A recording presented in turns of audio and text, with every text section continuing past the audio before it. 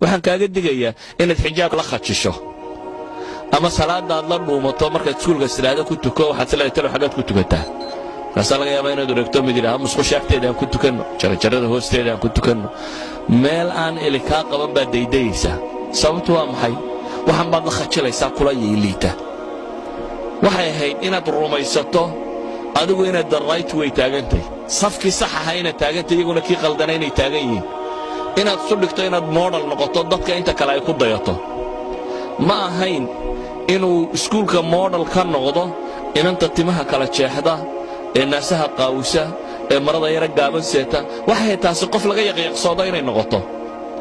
inaad adigu maradaada iyo asturkaaga tusiso inaad tahay the right person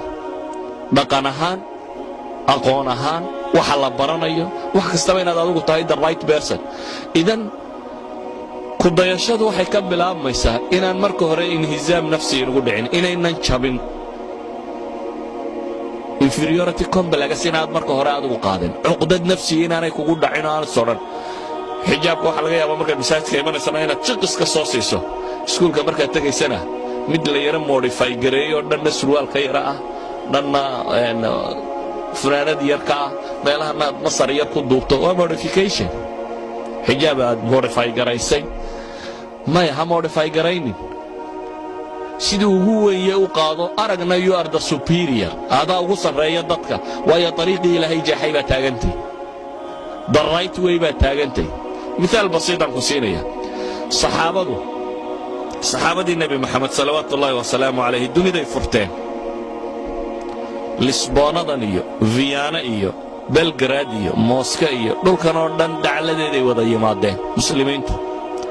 ilaa iyo laga gaadhayo china iyo indonesiya iyo waxa la mida dhulal badanoo dhulalkaa ka mida kumay furanin dagaal dhulal badanoo ka mida waxay ku furteen dhaqan iyo akhlaaq iyo dadnimo iyo macaamil bay kula furteen waxay ku furteen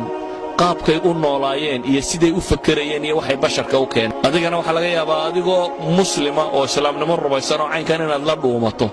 inaad isku daydo inaan dadku ku ogaanin inaad muslim tahay waa wax faal xun waxaan leenahay marka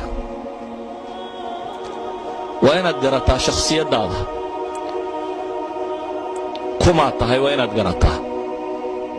adigu muslim baad tahay kuwa kalena waa gaalo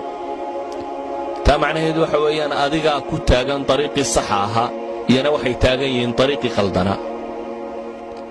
taa macnaheedu waxa weeyaan adaa macallinkii la rabay inuu dadka wax u sheego wax tilmaamo iyana waa ardadii la rabay inay wax bartaan